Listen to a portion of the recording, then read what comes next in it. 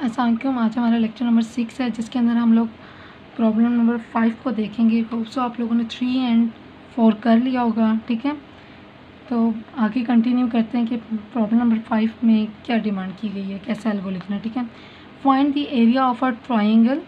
एक ट्राइंगल का area find out करना है। When the lengths of height and base are given, जब हमारे पास हाइट और बेस गिवन होगी। ठीक है, गिवन चीज़ें हैं, उससे हमने ट्राइंगल का एरिया फाइंड आउट करना है। हमारे पास जो फार्मूला होता है एरिया का, वो होता है A equal to base multiply by height divided by 2। ठीक है, ये हमारे पास फार्मूला है। इसे हम देखते हैं कि आगे कैसे इसे लेके चलते हैं। ठीक है, सबसे पहले हम क्या करते हैं, planning the solution. Planning the solution में हमारे पास आ जाएगा प्लानिंग सॉल्यूशन। ठीक है, उसमें हमारे पास आ जाएगी इनपुट हमारे पास इसमें क्या होगी। अब देखें, हमारे पास बेस और हाइट तो गिवन है, तो हमारे पास यही इनपुट होगी। ठीक है, हाइट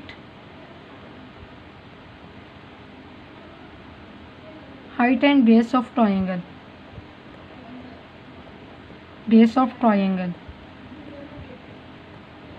ठीक है, उसके बाद हमारे पास रिक्वायर्ड आउटपुट क्या होगी। हम लोग आउटपुट क्या चाहते हैं। ठीक है, हमें एरिया ऑफ ट्रायंगल चाहिए। ठीक है, उसके बाद हमारे पास आ जाएगी प्रोसेसिंग बेसिकली वो होता है प्रोसेस जो हम इनपुट से आउटपुट की तरफ मूव करते हैं। ठीक है, हमारे पास प्रोसेसिंग में क्या आ जाएगा, हमारे पास फार्मूला है, फार्मूले में जो प्रोसेसिंग हम कर रहे हैं इनपुट से आउटपुट तक पहुंचने के लिए, वही हमारे पास प्रोसेस होगा। बेस को हम मल्टीप्लाई करें हाइट से और डिवाइड करें 2 से, तो हमारे पास यही होगी कि multiply height with base and divide by 2। ठीक है, 2 से हम डिवाइड भी करेंगे। ठीक है, पहले इन दोनों को मल्टीप्लाई करेंगे, फिर 2 से डिवाइड कर देंगे। चलें, एल को किस तरह हम लिखेंगे, स्टेप लिखते हैं। स्टेप वन हमारे पास क्या होगा। स्टेप 1 में सबसे पहले तो हम स्टार्ट ही करते हैं। ठीक है, स्टार्ट।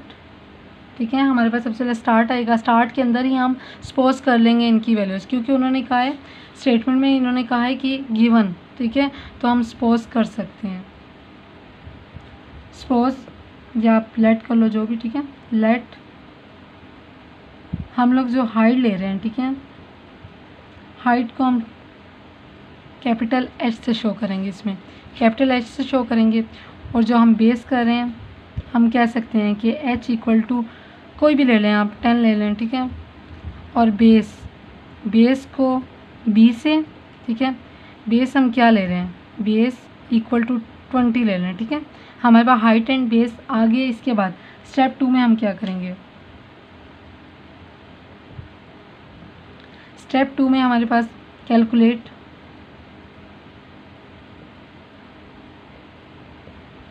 The area. ठीक है, एरिया को मैं शो कर रही हूँ कैपिटल ए से। ठीक है, जैसे बुक में मेंशन है, या आप कोई भी आप फुल लिख लें, कोई इशू नहीं है। ठीक है, आप फुल इसे लिख सकते हैं एरिया। ठीक है, उसके बाद अब यहाँ हम बेसिकली कैलकुलेट कर रहे हैं, तो कैलकुलेट करते हुए हम क्या लिखेंगे, ए जिसमें हमारी आउटपुट जाएगी। ठीक है, area equal to capital B base के लिए, एस्टेरिक एच डिवाइडेड बाय 2। ये हमेशा इस तरह आएगा, आप कभी भी ऐसे नहीं लिखोगे। आप इसे कभी भी ऐसे नहीं लिख सकते कि आपने ये ऐसे लिख दिया। ठीक है, आप इसे ऐसे नहीं लिखोगे, ना ही आप इसे ये x है, h डिवाइड बाई 2, आप ऐसे भी नहीं लिखोगे। जब आप प्रोग्रामिंग में लिखते हो तो वो चीज़ें चेंज हो जाती हैं। ठीक है, हमने ये लिख दिया, फार्मूला मेंशन कर दिया। ठीक है, हमने डिवाइड कर दिया। तो आप देखें, जब डिवाइड हमारे पास रफ यहाँ पे काम कर लेते हैं थोड़ा। ठीक है, हमारे पास b के अंदर क्या है, b की वैल्यू है 20, h की वैल्यू है 10 और 2। 20 मल्टीप्लाई बाय 10 डिवाइडेड बाय 2, हमारे पास 200 डिवाइडेड बाय 2, हमारे पास आंसर क्या आ गया 100। जो 100 है वो कहाँ पे जाएगा, मूव करेगा। 100 जो है वो हमारे पास ए के अंदर मूव कर जाएगा। ठीक है, अब ए की वैल्यू क्या है हमारे पास, ए की वैल्यू हमारे पास है 100। ठीक है, ए की वैल्यू अब हमारे पास है 100। ठीक है, अब इसके बाद सारी सी बात है, हमारे पास आंसर आ गया, तो हम लोग स्टेप करेंगे। स्टेप 3, हमें अगर आउटपुट चाहिए, हम शो करवाना चाहते हैं आउटपुट। ठीक है, तो आउटपुट ए क्या है, एरिया है, एरिया ऑफ अ ट्राइंगल, और इसके अंदर वैल्यू क्या है 100। तो हमारे पास स्क्रीन पे सिंपली जैसे ये लिखे है ए इक्वल टू 100 ऐसे ही डिस्प्ले हो जाएगा। उसके बाद लास्ट स्टेप, स्टेप 4 स्टॉप। ठीक है, ऐसे सिंपली इसे ऐसे ही करना है। ठीक है, आप जैसे मैंने यहाँ पे ए लिखा है, आप यहाँ पे कुछ भी ले सकते हैं। आप एरिया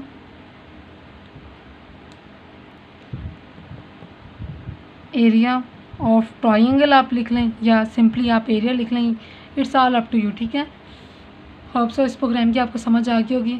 आगे फर्दर मूव करते हैं हम लोग इसके साथ एक और टॉपिक स्टार्ट कर रहे हैं, वो जो है फ्लो चार्ट। ठीक है, ये से स्टार्ट करने का मकसद ये है क्योंकि हर एल्गोरिथम का फ्लो चार्ट बनता है। ठीक है, अगर हम लोग फ्लो चार्ट स्टार्ट कर देंगे, हम साथ साथ एल्गोरिथम्स भी करते रहेंगे, उनका फ्लो चार्ट भी बनाते रहेंगे, ऐसे हमारे दोनों टॉपिक इजीली कवर हो जाएंगे और आपको समझ भी आ जाएगा। ठीक है, शुरू करते हैं हम लोग flow chart. Flow chart basically होता क्या है? Flow chart is diagrammatic representation of algorithm. ठीक है, डायग्राम्स के थ्रू हम फ्लो चार्ट बनाते हैं। डायग्राम एक तरह की होती है। ठीक है, हम अपने हम तो लिखे है सिंपली एल्गो, लेकिन इसमें क्या होगा, इसमें एल्गोरिथम को हम ड्रॉ करेंगे। ठीक है, describe what operation are required to solve a given problem. Describe करते हैं कि कौन से ऑपरेशन रिक्वायर्ड हैं आपको अपना प्रॉब्लम सॉल्व करने के लिए। ठीक है, रिक्वायरमेंट आपकी फुलफिल करते हैं, इजीली आपको अंडरस्टैंड कर लेते हो। ठीक है, जो ऑपरेशंस आर रिक्वायर्ड, ठीक है, to solve a problem, describe करता है। ठीक है, इसके बाद देख लेते हैं इसकी इंपॉर्टेंस क्या है। Illustrate the sequence of operation in form of diagram. Diagram की फॉर्म में सीक्वेंस ऑपरेशन का बताता है। ठीक है, कोई भी ऑपरेशन हमने जैसे बात की थी कि एल्गोरिथम क्या होता है, सीक्वेंस ऑफ स्टेप होता है। ठीक है, या स्टेप बाय स्टेप एक मेथड होता है। तो सीक्वेंस का वर्ड हमेशा आएगा, सीक्वेंस कभी भी ख़राब नहीं होगा, जिस सीक्वेंस में लिखा वो सीक्वेंस चलेगा। तो ये क्या करता है, इलस्ट्रेट करता है sequence of operation in form of diagram. Sequence of operation जैसे हमने स्टेप लिखे थे, वो यहाँ हम डायग्राम की फॉर्म में सीक्वेंस को डिस्क्राइब करेंगे, इलस्ट्रेट करेंगे। ठीक है, computer programmers can draw before writing programme.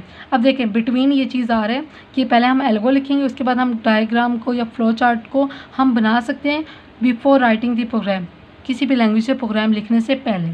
ठीक है, तो ये आसानी हो जाती है, आपको अंडरस्टैंड समझ आ जाती है, क्योंकि फ्लो चार्ट में बेसिकली कुछ कुछ हमारे पास कुछ सिंबल्स हैं जिन्हें आप समझ लें और आप डायग्राम बनाएं तो बहुत ईजी से आपको समझ आ जाएगा एल्गोरिथम। ठीक है, provide easy way to analyse and find solution of a problem. ठीक है, एनालाइज आप कर सकते हो, आप हर तरह से उसे एनालाइज कर सकते हो, फाइंड कर सकते हो उसका सोल्यूशन, ईजी हो जाता है। क्योंकि आप देखें ह्यूमन की भी नेचर है कि अगर उसे लिखा हुआ बहुत सारा दे दिया जाए वो उतनी जल्दी अंडरस्टैंड नहीं करेगा जितनी जल्दी वो डायग्राम्स वगैरह को अंडरस्टैंड करते हैं। ठीक है, या पिक्चर फॉर्म वगैरह को अंडरस्टैंड करते हैं। इसके बाद हमारे पास है, ये इजी होता है बिकॉज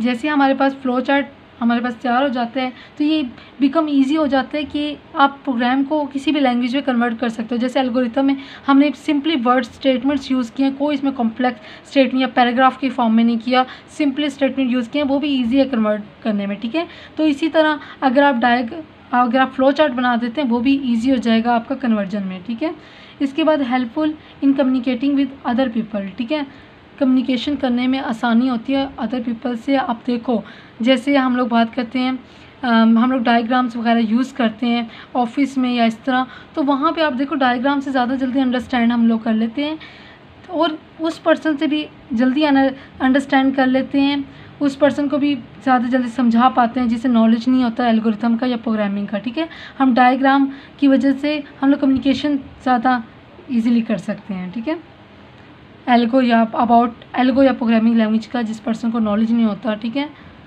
इसके बाद है also help to find and remove error in computer program. देखें आप आपने एल्गोरिथम बनाया, मे भी पॉसिबिलिटी है उसमें कोई एरर आ जाए, लेकिन फ्लो चार्ट में एरर की कोई चांसेस नहीं होते। आप फ्लो चार्ट बनाएं, अगर आपने उसे सही इंप्लीमेंट किया तो उसमें अगर कोई भी आपके एल्गोरिथम में एरर होगी तो फ़ौरन से आपको शो हो जाएगी। सो इस तरह अगर हमारे एल्गो में कोई एरर है तो वो ईजिली रिमूव हो जाएगी फ्लो चार्ट के अंदर। ठीक है, देख लेते हैं इसके कुछ सिम्बल्स हैं जिन्हें आप याद रखना ज़रूरी है फ़्लो चार्ट बनाने के लिए।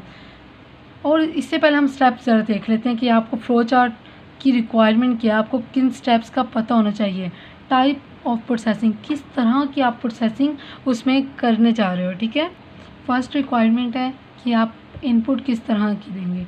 जैसे हमने प्रीवियस अभी एल्को किया है, इसके अंदर आपको श्योरिटी थी, आपको पता था कि आप इनपुट किस तरह की दोगे, क्योंकि आपने स्टेटमेंट को अंडरस्टैंड किया था, इसलिए आपको पता था आप इनपुट किस तरह की दोगे, ठीक है। उसके बाद है टाइप ऑफ प्रोसेसिंग, प्रोसेसिंग किस टाइप की होगी, ठीक है। प्रोसेसिंग जैसे यहाँ पर आप देखें multiply height with base and divide, तो आपको पता था कि कौन सा फार्मूला अप्लाई होगा, किस तरह की प्रोसेसिंग होगी, प्रोसेसिंग टाइप बेसिकली आपको पता थी, ठीक है। इसके बाद हमारे पास है डिसीजन टू बी टेकन, आप किस तरह का डिसीजन लेंगे।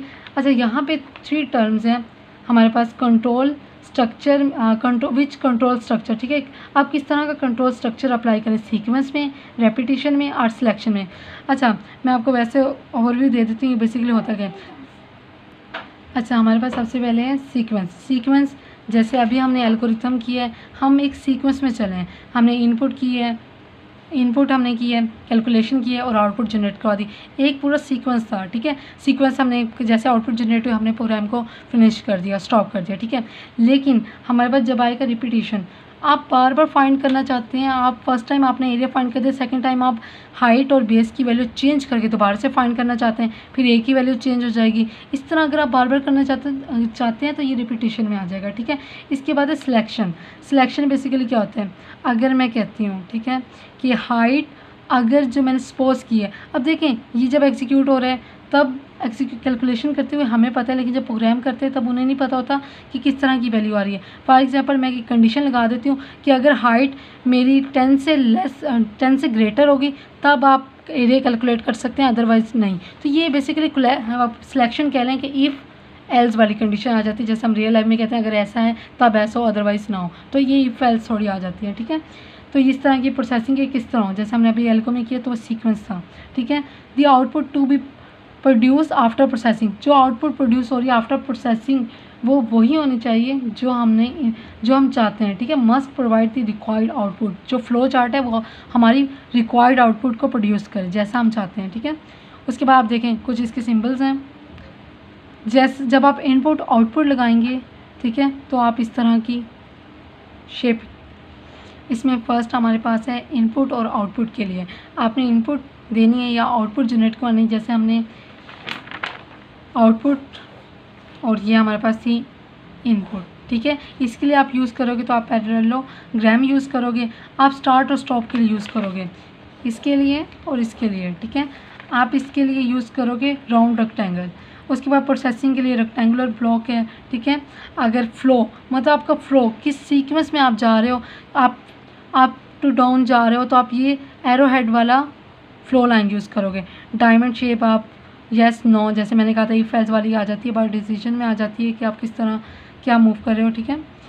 ऑन पेज कुछ हमारे पास 2 कनेक्टर हैं, ऑन पेज और ऑफ पेज, ये जब हम प्रोग्राम करेंगे आपको समझ आ जाएगी ये किस तरह की होती है, ठीक है। चलें एक एग्जांपल ले लेते हैं, जैसे फर्स्ट प्रोग्राम ले लेते हैं, ठीक है। जैसे हमने किया था फर्स्ट प्रोग्राम हमने किया था कि आपके पास 5 नंबर्स होने चाहिए, उसका आपने सम, प्रोडक्ट और एवरेज फाइंड आउट करना है, ठीक है। तो हमारे पास उसमें इनपुट बेसिकली क्या थी, हमारे पास 5 नंबर्स थे, ठीक है। उसके बाद प्रोसेसिंग उसमें हमारे पास क्या थी, प्रोसेसिंग क्या थी, सम हमने किया था 5 नंबर्स का, फिर प्रोडक्ट फाइंड की थी और एवरेज, ये हमारे पास बेसिकली उसकी प्रोसेसिंग थी। इसके बाद आप देखो आउटपुट क्या शो करवानी है, अब प्रोसेसिंग के अंदर ही बेसिकली कैलकुलेशन हो जाएगी, आपको यहाँ कुछ करने की ज़रूरत नहीं है और, ठीक है। कोई स्टेटमेंट लिखने की ज़रूरत नहीं है, सपोज वगैरह करने की, सिंपली आपने ये यूज़ करना है। आउटपुट के लिए आउटपुट, ठीक है, आउटपुट सम, प्रोडक्ट और एवरेज आपने आउटपुट कर दी और उसे स्टॉप कर दिया। आप देखो ये एरो हेड फ्लो लाइन आपको क्या कर रही है कि एक सीक्वेंस में जा रहा है, ठीक है, एक सीक्वेंस से हम लोग मूव कर रहे हैं। चलें हम लोग जो प्रॉब्लम नंबर 2, 3 एंड 4 है वो बहुत इजी थे, उसके आप फ्लो चार्ट खुद ट्राई कीजिएगा। आज जो हमने एल्गोरिथम किया हम इसका फ्लो चार्ट ड्रॉ करने की कोशिश करते हैं, ठीक है। अब आप देखें सबसे पहले हमने स्टार्ट किया था, स्टार्ट के लिए हम लोग राउंड बनाएंगे, हम लोग राउंड रेक्टेंगल बनाइए हमने स्टार्ट, ठीक है। उसके बाद क्योंकि ये तो हमारा एक सीक्वेंस में था तो हम लोग आगे मूव करेंगे। उसके बाद हम लोग क्या करेंगे, इनपुट, इनपुट हमने क्या दिया है, इनपुट हमने दी है बेस एंड हाइट, हमने ये दी है। उसके बाद हमने प्रोसेसिंग की है। अब ये नहीं लिखोगे इसमें कि आपने सपोज किया है, ठीक है, आप वो कुछ भी नहीं लिखोगे, सिंपली आप इस तरह लिखोगे, ठीक है। उसके बाद हमारे पास है, हमने प्रोसेस क्या अप्लाई किया है, base asterisk H divided by 2, ठीक है, ये प्रोसेसिंग थी। उसके बाद प्रोसेसिंग के बाद हमने क्या किया, आउटपुट जनरेट करवाई है, ठीक है। आउटपुट और इनपुट दोनों के हमारे पास सेम थे। सॉरी ये थोड़ी शेप ख़राब हो गई है, कोई बात नहीं, लेकिन ठीक कर दीजिएगा। ए, ठीक है। उसके बाद स्टॉप, सॉरी, ठीक है, स्टॉप हो गया। सिंपल ये प्रोग्राम था, ठीक है। आप 2 और 3 एंड 4 ट्राई कीजिएगा। उनके फ्लो चार्ट अगर नहीं बनते तो आप बुक के लास्ट में ऐसे फ्लो चार्ट सारे गिवन है, लेकिन आप खुद ट्राई कीजिएगा, ठीक है। इंशाल्लाह नेक्स्ट लेक्चर में हम लोग मूव करेंगे प्रॉब्लम नंबर 6 थोड़ा कॉम्प्लिकेटेड है, लेकिन इंशाल्लाह हम लोग करेंगे, आपको समझ आ जाएगी, ठीक है। आज के लिए इतना ही काफ़ी है। कुछ समझ नहीं आया लेक्चर में तो आप पूछ सकते हैं मुझसे, ठीक है। अल्लाह हाफिज़।